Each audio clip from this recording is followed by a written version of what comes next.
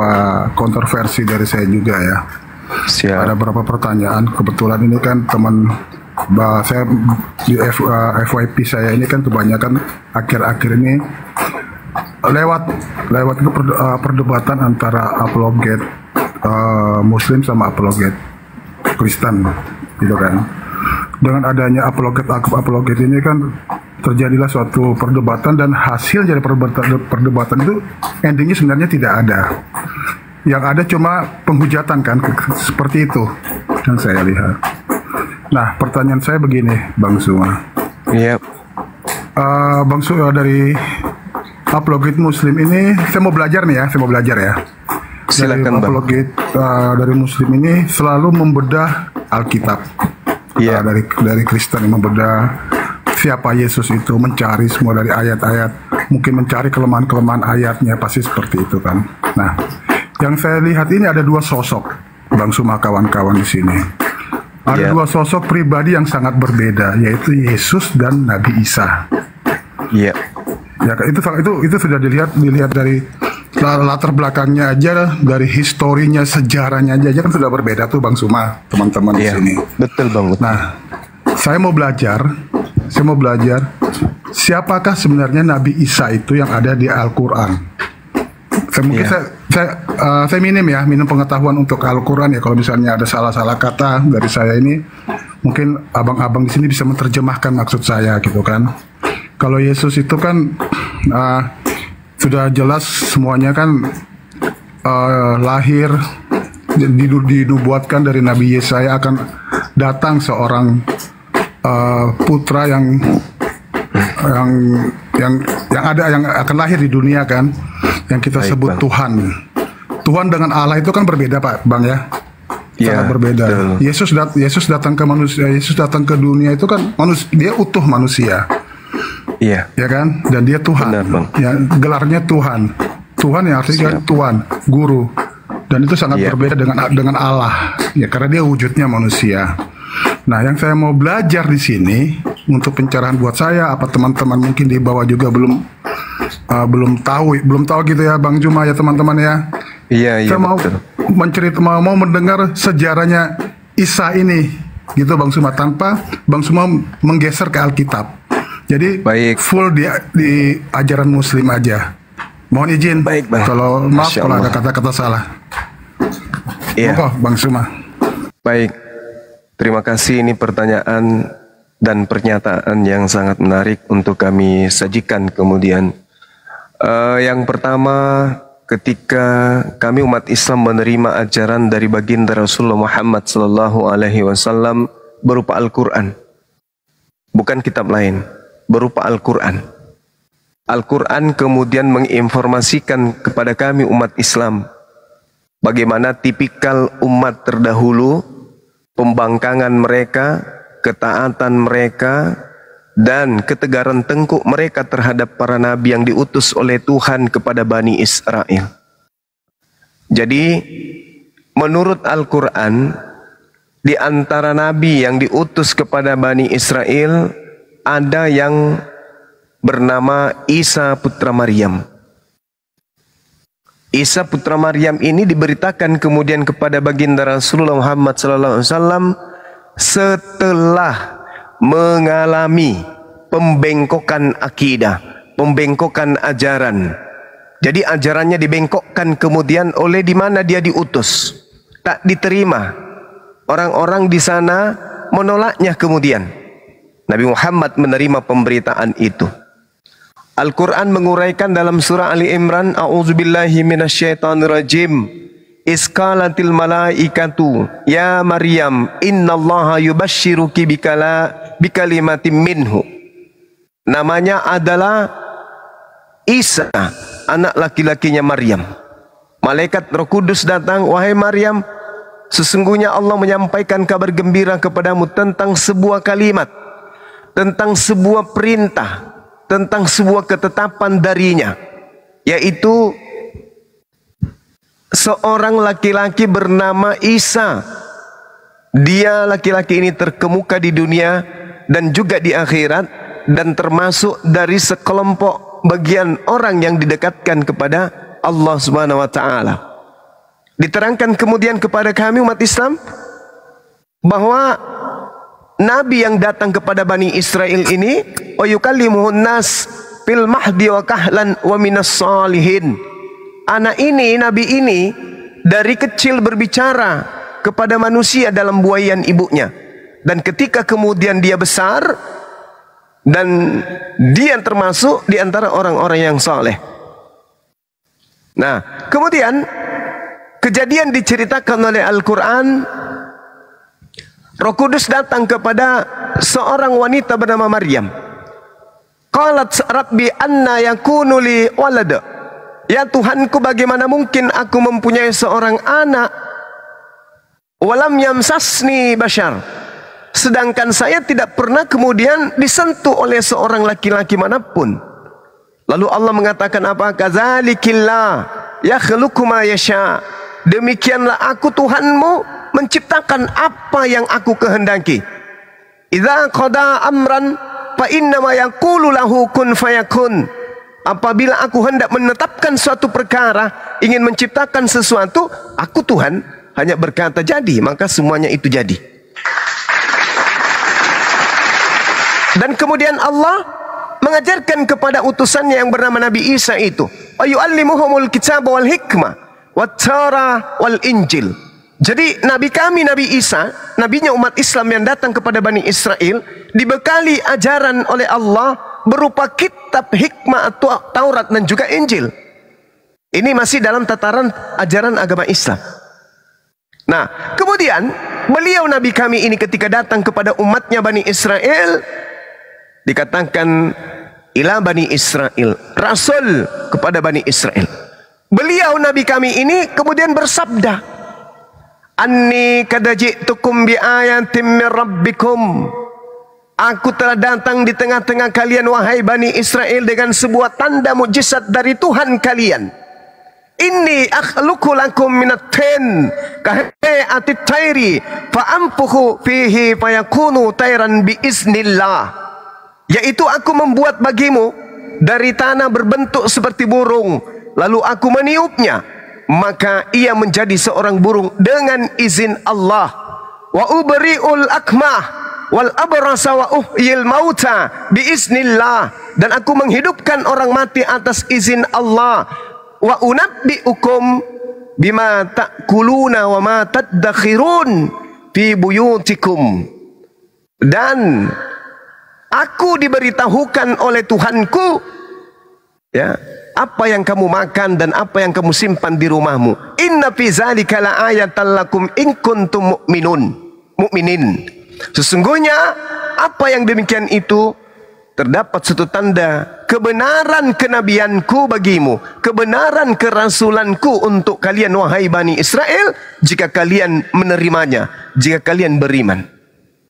Nah, lalu kemudian beliau Nabi kami ini menyampaikan kepada kaumnya Bani Israel, Kristen belum ada di situ. Wa musaddiqan lima baina yaday minat Taurah. Dan sebagai seorang yang membenarkan Taurat yang datang sebelumku. Wali uhilla lakum ba'dalladzi hurrima 'alaikum waji'tukum biayatin min rabbikum fattaqullaha wa ati'un. Dan aku diutus oleh Tuhanku kepada kalian Bani Israel untuk menghalalkan bagi kalian sebagian yang telah diharamkan untuk kalian. Dan aku datang kepadamu membawa suatu tanda mujizat dari Tuhanmu. Karena itu, wahai Bani Israel, bertakwalah kepada Tuhannya, ila Abraham, ila Ishak, ila Yakub, dan taatlah kepada kenabianku. Ini Nabi kami ketika datang di tengah-tengah Bani Israel. Innallaha rabbi wa rabbukum fa'budu hadza siratul mustaqim. Sembahlah Tuhan yang mengutus aku, dialah Tuhanku dan Tuhanmu, inilah jalan yang lurus. Nah, singkat cerita, ketika Nabi kami datang di tengah-tengah Bani Israel, memberikan pengajaran-pengajaran tauhid satu Tuhan dan aku adalah Rasul, Allah mengatakan kepada baginda Rasulullah Muhammad SAW, wahai Nabiku Muhammad, ketahuilah, falamma ahazza Isa minhumul kufra kalaman ansari ilallah. Ketika Nabi Isaku itu datang kepada kaum Bani Israel, dia Nabi Isa alaihissalam merasakan keingkaran demi keingkaran Bani Israel. Lalu Nabi Isa kemudian unjuk unjuk gigi di tengah-tengah Bani Israel. Siapa yang akan menjadi penolongku sebagai pengikutku untuk menguatkan diriku agar aku mampu menegakkan ajaran Allah di tengah-tengah kalian? Siapa? Man ansari ilallah. Siapa di antara kalian akan membantu dan menolongku untuk menegakkan kalimat tauhid ini? Maka kemudian para muridnya menjawab, nahnu ansarullah. Kamilah murid-muridmu yang akan menolong, membantumu menegakkan kalimat Allah. Amanna billah, kami beriman kepada Allah Tuhanmu. Washhad bi anna muslimun, dan saksikanlah wahai Nabi Isa, sungguh kami muridmu adalah berserah diri sebagai seorang muslim. Nah ini, jadi ketika kemudian Nabi Isa melihat ada kemungkaran, beliau berteriak, wahai kalian Bani Israel, siapa yang mau menjadi pendukungku untuk menjalankan syariat ini, agama ini? Sebagian dari mereka mengatakan, nahnu, kami. Maka Allah mengatakan apa dalam ajarannya kepada baginda Rasul Muhammad? Wahai Nabiku Muhammad, pada masa itu orang-orang di tengah-tengah Nabiku Bani Israel yang datang kepada Bani Israel, wa makaru, mereka membuat makar tipu daya, mereka membuat tipu muslihat, mereka dengki, iri, benci kepada utusanku Nabi Isa alaihi salam. Wa makarallah, maka aku Allah membalas tipu daya mereka. Wallahu khairul makirin. Dan saksikan hari ini wahai Nabi Muhammad, bahwa aku adalah sebaik-baiknya pembalas kejahatan mereka. Apa yang terjadi? Dari sejak Nabi Isa dianggap sebagai anak zina, sampai sekelompok mereka mengajarkan dia adalah dewa, sampai datangnya Nabi Muhammad, kehidupan mereka tak pernah benar, selalu keliru di hadapan Tuhan. Nah, lalu kemudian ketika orang-orang ini membuat makar, ingin membunuh Nabi Isa, mereka membuat makar, mereka membuat tipu muslihat agar Nabi Isa ini kemudian dieksekusi sebagai pembuat kejahatan dan seterusnya. Rasulullah Muhammad SAW menerima pengajaran dari Allah. Isqalallahu ya Isa, inni mutawaffika wa rafi'uka ilayya wa mutahhiruka minal ladina kafaru wa ja'ilul ladina taba'uk fawqal ladzi kafaru ila yaumil qiyamah. Wahai nabiku Nabi Muhammad, aku pada saat itu berfirman kepada nabiku Isa, wahai Isa, aku mengangkatmu, aku mengambilmu, aku angkat engkau dari bumi, serta aku mensucikanmu dari orang-orang kafir, dan menjadikan orang-orang yang mengikutimu di atas orang-orang kafir hingga hari kiamat. Jadi Allah mengangkat Nabi Isa, membersihkan Nabi Isa dari orang-orang kafir yang ada pada masa itu. Itu penyampaian Allah kepada baginda Rasul Muhammad SAW. Lalu Allah mengatakan, "Tsumma ilayya marji'ukum fa ahkum bainakum fima kuntum fihi takhtalifun." Kemudian kepadaku wahai Nabi Isa engkau kembali, aku beri keputusan tentang apa yang kamu perselisihkan. Nah, lalu Allah mengatakan apa? Setelah Nabi Isa diangkat, wahai Nabi Muhammad, ketahuilah olehmu, orang-orang yang kufur terhadap Nabi Isa, fa ammal ladzina kafaru fa'u'azzibhum azaban syadida fid dunya wal akhirah. Ketahuilah wahai Nabi Muhammad, adapun orang-orang yang kafir terhadap Nabi Isa yang kuutus kepada Bani Israel, aku Tuhan yang mengutusnya akan mengazab mereka dengan azab yang sangat keras di dunia dan azab yang sangat keras di akhirat. Wa ma lahum min nasirin, sedang mereka tidak memperoleh penolong sedikit pun.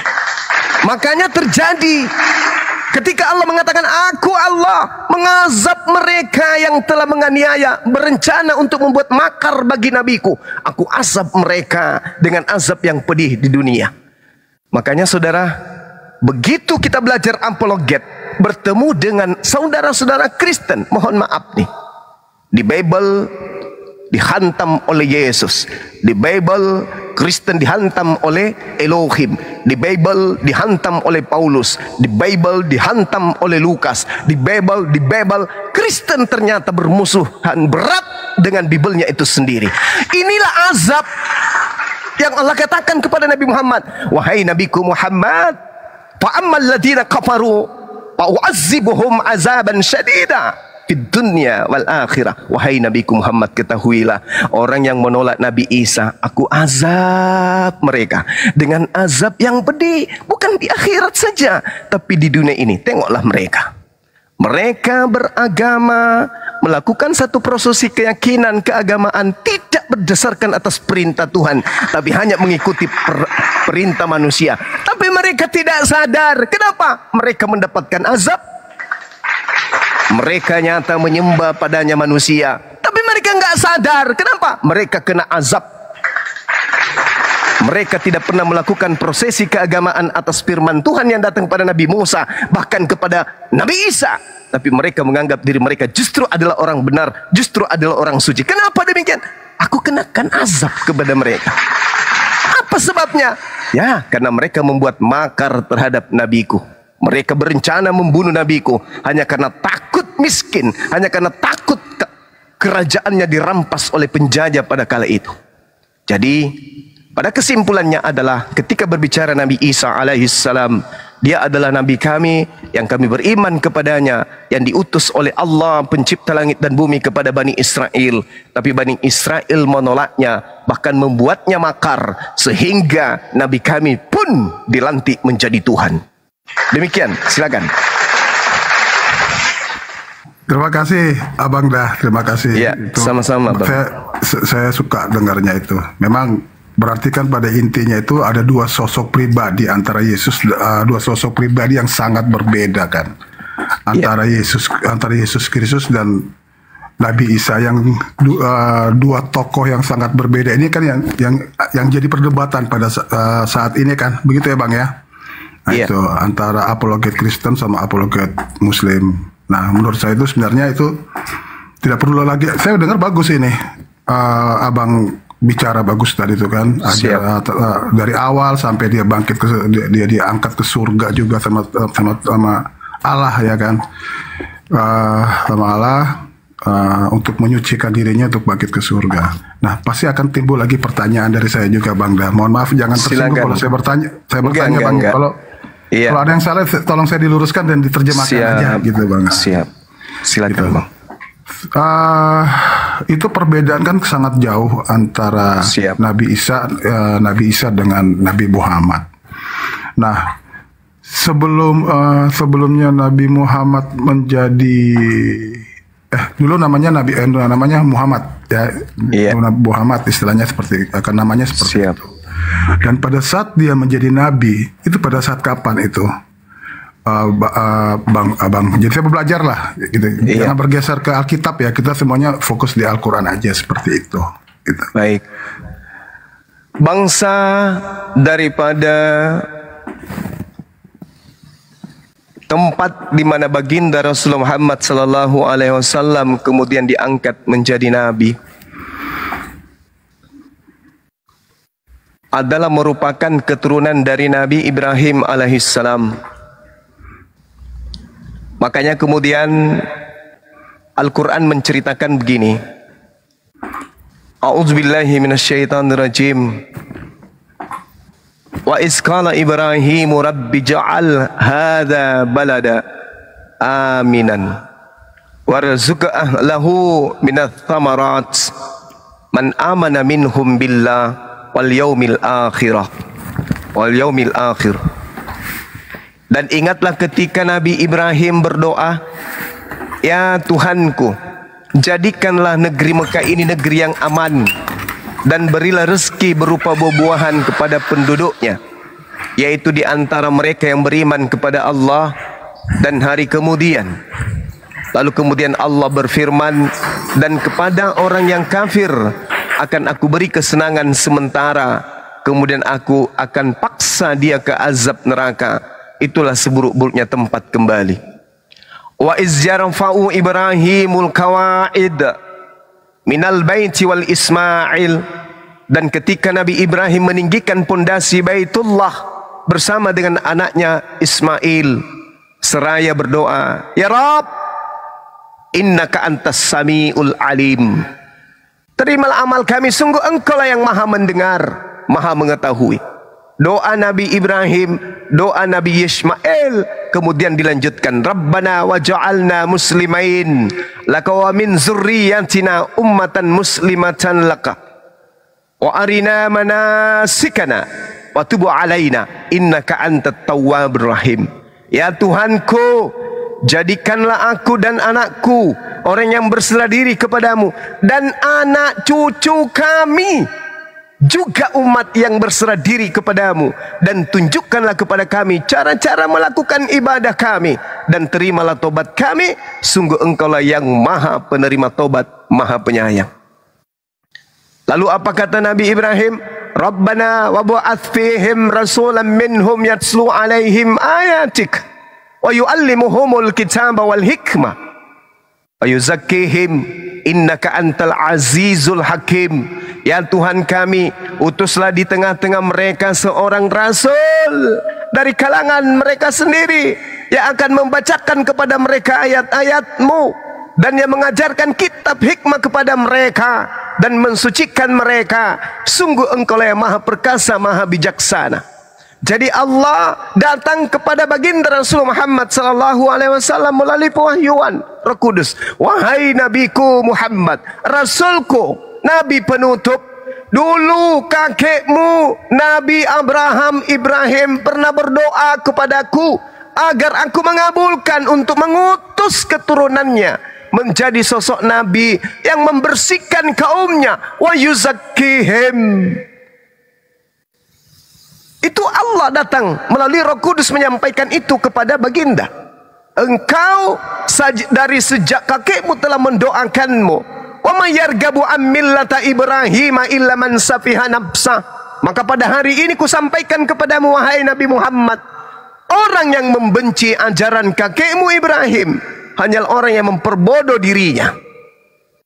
Walaqad istafainahu fid dunya wa innahu fil akhirati laminas salihin. Dan sesungguhnya di akhirat dia termasuk orang-orang yang saleh. Di dunia kakekmu Ibrahim kami pilih sebagai orang yang saleh. Lalu kemudian Nabi Ibrahim pada masa itu, wahai nabiku, aku berfirman kepadanya, iskalahu rabbuhu aslim, wahai Ibrahim, kakeknya Nabi Muhammad, berserah dirilah.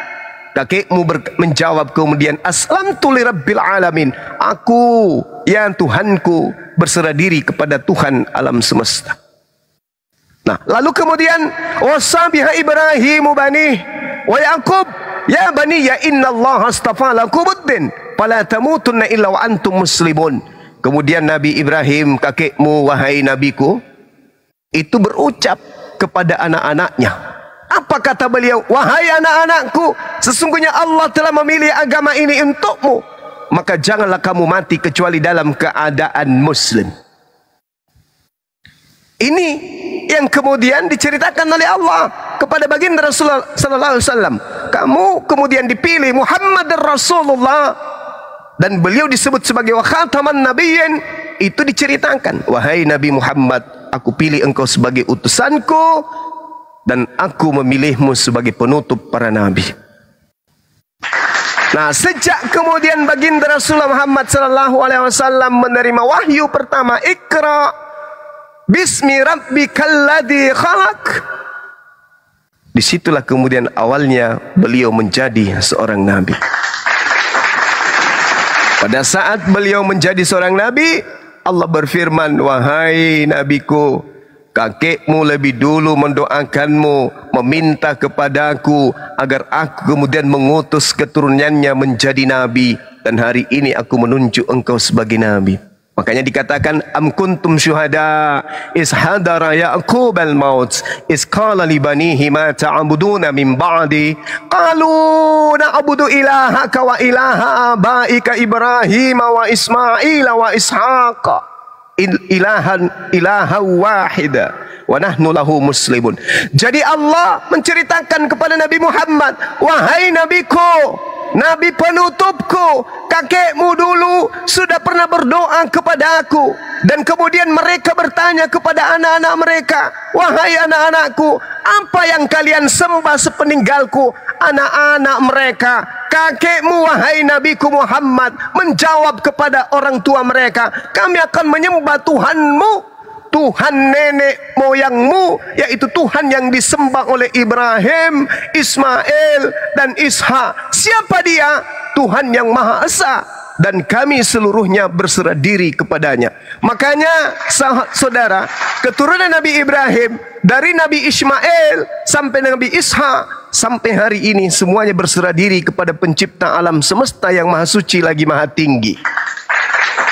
Makanya umat Islam itu menyembah kepada siapa? Ilah Ibrahim, ilah Ishak, ilah Yakub. Tuhannya Ibrahim, Ishak, dan Yakub. Kami tidak menyembah kepada ilah lain. Kami hanya menuju kepada ilah yang datang kepada Bani Israel. Salah satunya yang pernah datang kepada salah satu nabi kami bernama Nabi Musa. Qala ya Musa, inni istafaituka 'alan nasi bi risalati wa bi kalami fa husma ataituka wa kun minasyakirin. Aku Tuhan pernah berfirman kepada Nabi sebelum engkau wahai Nabi Muhammad. Apa kataku kepada Nabi Musa tersebut wahai Nabi Muhammad? Ya Musa, inni istafaituka 'alan nasi birisalati. Wahai Musa, sesungguhnya aku memilih melebihkan engkau dari manusia yang lain pada masamu untuk membawa risalahku dan membawa firmanku kepada Bani Israel. Jadi Allah melalui Roh Kudus menyampaikan kepada Nabi Muhammad, wahai Nabi Muhammad, sebelum engkau sudah datang Nabi, ada kakekmu bernama Ibrahim, ada kakekmu bernama Ismail, ada kakekmu bernama Ishak, ada yang bernama Musa, ada yang bernama Daud Salomo. Dan pada hari ini aku sempurnakan kenabianmu dengan mengajarkan kesempurnaan dinul Islam sebagai petunjuk dan pembimbing sampai hari kiamat. Itulah Nabi Muhammad mengawali pengajarannya kepada kami umat Islam, menundukkan hukum-hukum di atas muka bumi ini melalui Nabi terakhir baginda Rasulullah Muhammad sallallahu alaihi wasallam. Demikian. Terima kasih Bang Suma. Sama Bang Suma, apa namanya ini kan di Indonesia ini kan agama ini rata-rata kan impor semua Bang Suma. Benar kan? Siap. Yang Kristen itu dari Israel, yang Muslim itu dari Arab ya, kalau Arab atau Madinah kalau nggak salah. Iya. Nah, yang saya lihat ini kan ada beberapa buku itu dari saya cuma dua buku lah yang saya pertanyakan antara dua buku ini. Buku yang namanya Alkitab itu adalah sejarah. Perjanjian lama itu kan yang menuliskan Nabi Musa, yang menulis untuk perjanjian lama dari kejadian sampai terakhir lupa saya itu apa namanya. Sedangkan yang menulis buku perjanjian baru itu kalau nggak salah itu ada sekitar 40 atau 70 pengikut Yesus. Dan jadilah buku. Nah, buku ini adalah buku ini yang kita namakan sejarah perjalanan para nabi-nabi dengan kesaksian, dengan disaksikan dengan disaksikan sama beberapa orang yang melihat, gitu Bang ya. Dan waktu mereka mencatat tulisan-tulisan ini itu didampingi sama Roh Kudus. Nah, pertanyaannya saya untuk Al-Quran sendiri itu Bang Juna, mohon maaf kalau ada yang salah, itu adanya seperti apa dan terbentuk menjadi satu buku yang dinamakan Al-Quran. Itu apa waktu dikasih wahyunya itu seperti apa yang dikasih sama Allah, wahyu ke Nabi Muhammad pada saat dia sudah bertemu. Itu saya bertanya, itu bertemu langsung dengan Allah atau dia bertemu dengan malaikat Jibril dan Cina? Baik. Nah, setelah itu baru jadilah satu buku yang sekarang yang jadi landasan iman teman-teman muslim itu kan Al-Quran. Gimana sejarahnya seperti apa gitu dan pencerahannya? Baik, bismillahirrahmanirrahim. Jadi berbicara mengenai pewahyuan, saya sebagai muslim melatar belakanginya pemahaman saya dengan Al-Quranul Karim surah Asy-Syura ayat 51. A'udzubillahi minasyaitonirrajim. Wa ma kana li basharin ay yukallimahullahu illa wahya aw min wara hijab aw yursila rasulan. Dan tidak patut bagi seorang manusia berkata bahwa Allah, atau beriman bahwa Allah, atau percaya atau mengimani bahwa Allah akan berbicara kepada manusia kecuali dengan perantaraan wahyu. Yang kedua dengan perantaraan belakang tabir, dan yang ketiga adalah dengan mengutus para rasul. Makanya kalau kita membaca Bible, di situ dikatakan tidak ada seorang pun yang pernah melihat Tuhan. Karena rupa-rupanya Al-Quran memberikan kemudian pernyataan tegas. Wa makana li basharin ayyukallimahullah. Tidak patut seorang manusia bertemu langsung dengan Allah, nggak patut. Mereka para nabi, para rasul menerima wahyu itu melalui 3 metode, 3 cara. Yang pertama melalui perantaraan wahyu. Apa itu melalui perantaraan wahyu? Mimpi. Langsung masuk ke dalam hatinya, langsung masuk ke dalam pikirannya. Atau dari belakang tabir, seperti yang dialami oleh Nabi Musa alaihi salam. Allah berbicara melalui perantaraan tabir yang ada pada masa itu. Allah bersuara dari balik pohon, Allah bersuara dari semak duri, Allah bersuara dari tiang awan dan seterusnya. Itu tabir. Dan melalui perantaraan malaikat. Itulah yang disebut Roh Kudus. Itu yang pertama.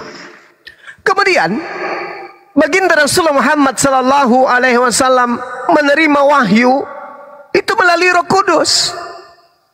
Roh Kudus yang datang kepada beliau, Iqra bismi rabbikal ladzi khalaq. Jadi Nabi Muhammad tidak melakukan penyelidikan selayaknya penulis Bible, selayaknya 70 penulis Perjanjian Lama, 72 penerjemah dari rabi-rabi Yahudi pada abad ketiga, penerjemah kitab Tanakh. Enggak. Nabi Muhammad SAW tidak mengerti Torah, tidak mengerti Ketubim, tidak mengerti Nefiim dan seterusnya. Beliau enggak ngerti kitabnya Yahudi, beliau enggak mengerti kitabnya orang Roma Yunani, enggak ngerti. Nabi Muhammad tidak pernah membaca Zabur, Mazmur, Yesaya, bla bla bla. Enggak pernah sama sekali. Rasulullah bahkan tidak tahu siapa itu Nabi Ibrahim, siapa itu Nabi Musa. Rasulullah enggak tahu. Beliau ummi. Tidak sama sekali pernah belajar, tidak pernah sama sekali baca buku. Apalagi kajian. Tidak ada. Seketika kemudian wahyu Allah datang kepada beliau. Itulah yang disebut wahyu. Tidak butuh kesaksian, tidak butuh penjabaran dari orang lain, tidak butuh penelitian dan kesaksian-kesaksian orang berbicara tentang apa yang diambil, jadikan sebagai firman. Nah, Nabi Muhammad menerima wahyu. Iqra bismi rabbikal ladzi khalaq. Ketika menerima wahyu ini disampaikan kepada halayak banyak. Aku didatangi sosok makhluk. Beliau memerintahkan aku membaca. Bacaannya seperti ini. Lalu informasi itu sampai kepada seorang Rabi Nasara. Disampaikan, oh, yang datang kepada beliau ini adalah Namus, yang pernah datang kepada Nabi Musa.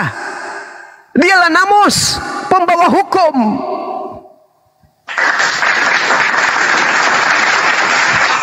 Dialah yang membawa hukum itu yang datang kepada Nabi Muhammad, ya, beliau. Dia ini Nabi. Singkat cerita, pewahyuan berangsur turun. Nabi Muhammad menerima terus selama 22 tahun. Nah, itu yang terjadi kemudian. Sehingga ketika Al-Quran itu datang, di antara pesan Allah kepada Nabi Muhammad, Allah mengatakan apa? Qul, katakanlah wahai Nabiku Muhammad, atuhajjunana fillah wa huwa rabbuna wa rabbukum.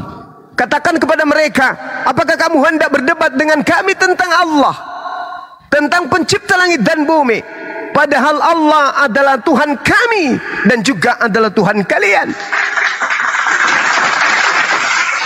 Bagi kami amalan kami, bagi kamu amalan kamu, dan hanya kepada kami dengan tulus mengabdi diri.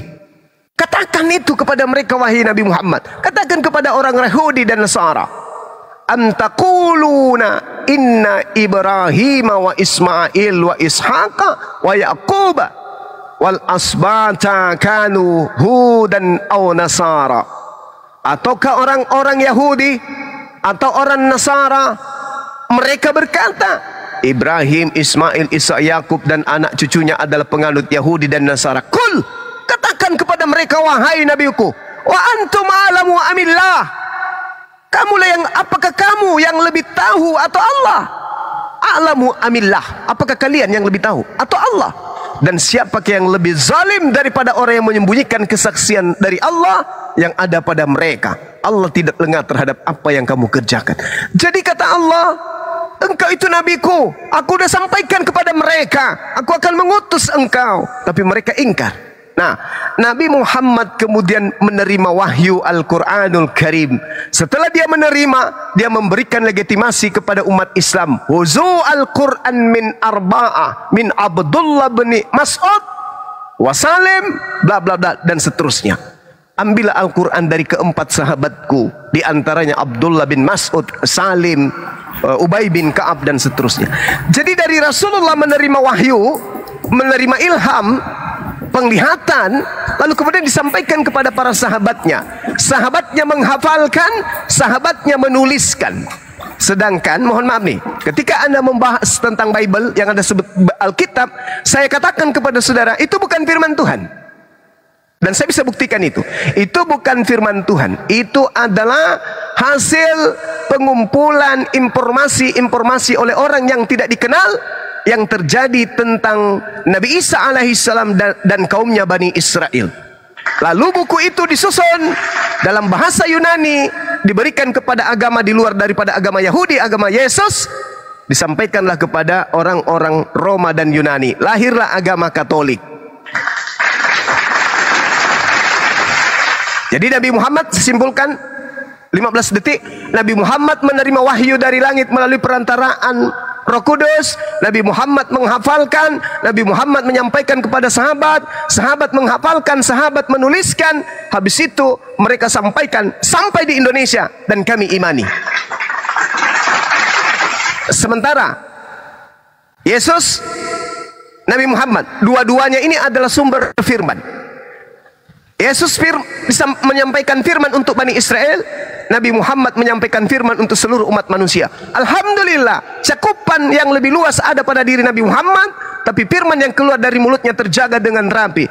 Yesus hanya diutus kepada Bani Israel, tapi firman yang keluar dari mulutnya tak ada lagi sampai hari ini. Demikian. Oke, Bang Suma. Terima kasih. Memang kalau Alkitab itu adalah salah satu buku sejarah. Buku sejarah yang memang yang ditulis dan dikumpulkan dan dijadikan satu buku, gitu kan. Nah, saya baru dapat dari Bang Suma ini kalau sebenarnya kan Nabi Muhammad ini kan memang kalau kita sampai sekarang ini kan semua tidak bisa bertemu dengan Allah, karena Allah itu maha suci. Kalau kita bisa bertatapan langsung kan mati. Contoh seperti Nabi Musa, ya kan? Nabi Musa dia ketemu dengan api. Abraham dia mendengar suara seperti itu. Berarti yang saya dapat penjelasan dari Bang Suma itu, Nabi Muhammad dia dapat wahyu dari Jibril dan semua apa yang disampaikan itu dihafal sama Nabi Muhammad, gitu kan. Dan jadilah satu buku itu yang namanya Al-Quran. Benar apa tidak, itu menurut saya seperti itu, gitu kan. Nah, ada satu buku yang namanya Al-Quran yang sekarang yang dipakai landasan untuk teman-teman muslim ini sebagai pedoman iman. Pertanyaan saya lagi, Bang Suma, mungkin terakhir Bang Suma, kelamaan nanti bosan. Gak apa-apa Bang, gak apa-apa. Mau sampai subuh juga gak masalah. Muncullah namanya hadis-hadis, gitu kan. Hadis Al-Barqori, ada berapa hadis, 6 apa 8, saya kurang paham itu. Nah, hadis itu apakah dia mengkerucut dari Al-Quran atau seperti apa? Yang dipakai sebenarnya itu dari Al-Quran sendiri atau dari hadis itu, gitu Bang Suma. Karena hadis itu, yang saya dengar dari Bang Suma itu kan Al-Quran itu adalah manifestasi dari suara suara Allah yang disampaikan melalui Jibril atau Roh Kudus disampaikan lagi kepada Nabi Muhammad. Nah, yang menurut saya antara Al-Quran dengan hadis itu, kalau hadis kan yang dituliskan sama manusia kan, kalau tidak salah itu, Bang Zuma, ya kan. Tapi kalau dengan Al-Quran itu wahyu dari Allah sendiri gitu kan. Nah, pertanyaan saya, kok masih ada lagi kitab-kitab muncul lagi setelah Al-Quran? Mohon maaf Bang Zuma kalau ada yang salah diterjemahkan maksud saya gitu.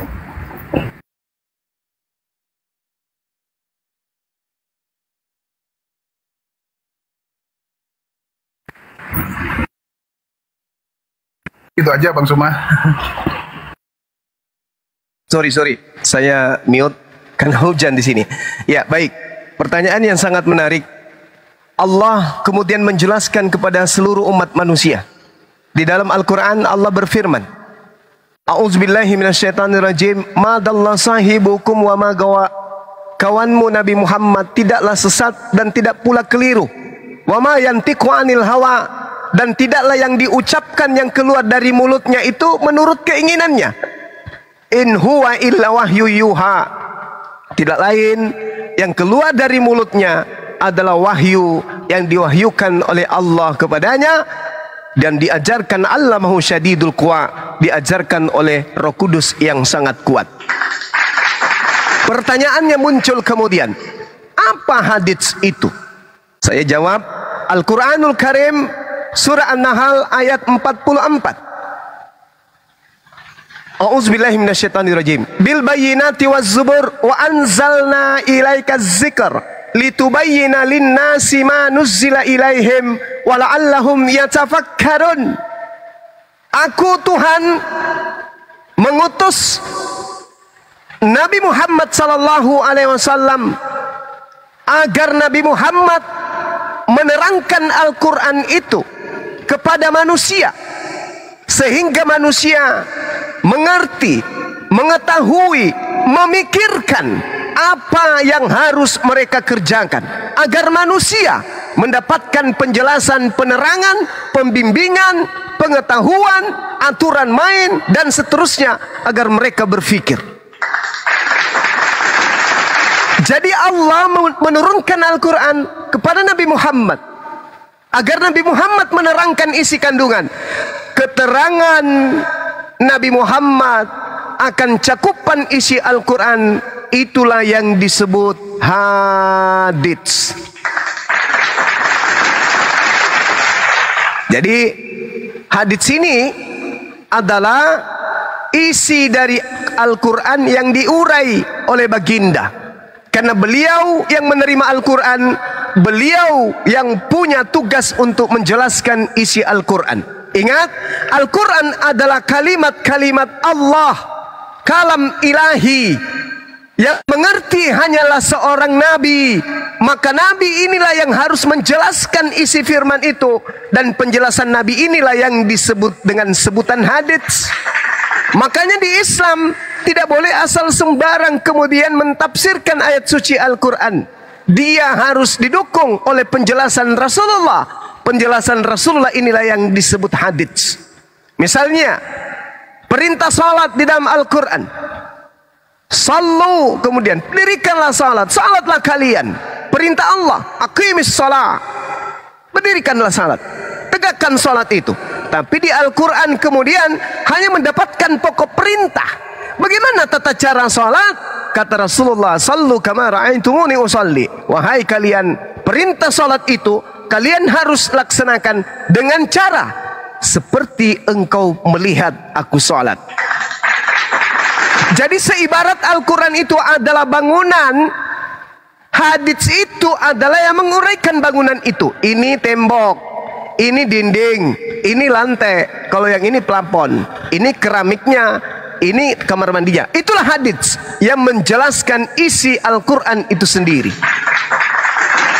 Sedangkan Bible, maaf, tidak bisa duduk sebagai hadits. Lukas bukan penjelasan Yesus, Markus bukan penjelasan Yesus, buku Yohanes, buku Matius, surah-surah Paulus bukan penjelasan Yesus. Berarti dia nggak bisa duduk sebagai hadits, apalagi sebagai firman Tuhan. Maka Bible hanya cukup dikatakan sebagai surat kabar yang diberitakan oleh wartawan yang hidup pada masa abad pertama. Silakan, Bu. Bang Suma, terima kasih Bang Suma. Yang berarti kan ada luruskan kalau saya salah nanya ya Bang Suma ya. Siap. Ini sensitif sekali ini soal jadi Bang Suma. Enggak apa-apa. Berarti ada yang apa yang ada di dalam Al-Qur'an, apa yang ada di hadis itu belum tentu ada di Al-Qur'an, begitu ya Bang Suma ya. Jadi dijelaskan lagi di hadis ya. Begitu. Betul. Bang Suma ya. Iya. Oke, udah paham. Baik. Saya kalau gitu Bang Suma, terima kasih. Masya Allah. Semuanya. Terima kasih Bang. Semuanya. Ya, mudah-mudahan kalau saya melihat ini kan agak miris juga Bang Suma, karena terjadi perdebatan yang berujungnya penghujatan ya kan. Mudah-mudahan lah ke depannya tidak ada lagi seperti yang sekarang ini Bang Suma. Siap. Saya maunya itu kan saling meluruskan, berdiskusi gitu kan. Iya. Karena masing-masing buku itu kan pasti ada kelemahannya. Misalnya di buku Alkitab juga pasti ada kelemahannya, karena itu kan terjemahan dari aslinya. Terjemahan dengan bermacam-macam bahasa, ada bahasa Batak, bahasa Bugis, bahasa apa gitu kan. Nah, pasti ada kata-kata di situ yang meleset lah gitu kan terjemahkannya. Nah, seperti di Al-Qur'an juga kan ada beberapa yang tidak ditampilkan di Al-Qur'an, tapi ditampilkan di hadis. Contoh lah misalnya, contoh kecil aja misalnya kan di Al-Qur'an disebut Adam, tapi tidak tidak disebut di Siti Hawa. Siti Hawa kalau nggak salah namanya ya. Tapi di hadis itu disebutkan. Nah, itulah kelemahan-kelemahan antara dua buku ini, seperti itu. Akhirnya terjadi satu perdebatan yang akhirnya ujung-ujungnya seperti itu. Mudah-mudahan ke depan tidak ada lagi seperti itu Bang Suma. Iya. Baik. Mohon maaf dari saya kalau ada yang menyinggung atau gimana. Itu cuma pertanyaan yang dari saya yang mungkin karena saya tidak tahu gitu Bang Suma. Baik. Buat abang-abang semua di sini. Oke, saya undur diri, saya mungkin nyimak di bawah. Babe, saya turun Babe. Iya ya. Tapi kalau Babe bisa memberikan tanggapan mengenai terjemahan Lembaga Bible Indonesia itu banyak mengambil istilah Al-Qur'an, pendapat Anda bagaimana? Contoh sekarang seperti begini nih, abang siapa yang ngomong? Abang Habib Andis, ya? Handi ya? Andis ya. Sekarang ini kan contoh sekarang nih, yang tulisan di kalender itu kan sudah ada berubah itu. Yang tadinya kenaikan Isa Al-Masih, kematian Isa Al-Masih kan sudah berubah. Mungkin tahun 2025 itu kan akan berubah jadi kenaikan Yesus Kristus. Jadi Isa Al-Masih, itu kan diganti dengan Yesus. Nanti itu sekarang dalam proses seperti itu, gitu kan. Memang saya baca juga dari beberapa artikel itu memang Allah itu kan Tuhannya dari Muslim, gitu kan. Nah, ini menjadi suatu perdebatan antara dua buku ini. Kalau Allah yang di Alkitab ini kan itu bahasa Latin, jadi kita bacanya kan Allah. Tapi karena teman-teman dari Muslim ini terbiasa dengan tulisan Allah itu jadi Allah, nah akhirnya jadi suatu perdebatan. Kalau nggak salah nanti saya pernah baca juga akan ada perubahan nantinya itu semuanya itu Bang Suma, teman-teman. Mudah-mudahan ini salah satu perdebatan ini. Karena salah satu kan mengklaim dari Muslim mengklaim Allah subhanahu SWT lah gitu, takut saya salah ngomong gitu. Allah SWT, sedangkan di Kristen Allah. Nah, ini jadi perdebatan kan seperti itu kan. Gitu. Jadi masing-masing punya klaim sendiri-sendiri seperti itu. Tapi kalau tapi kalau masalah klaim-klaim kan harus berdasar.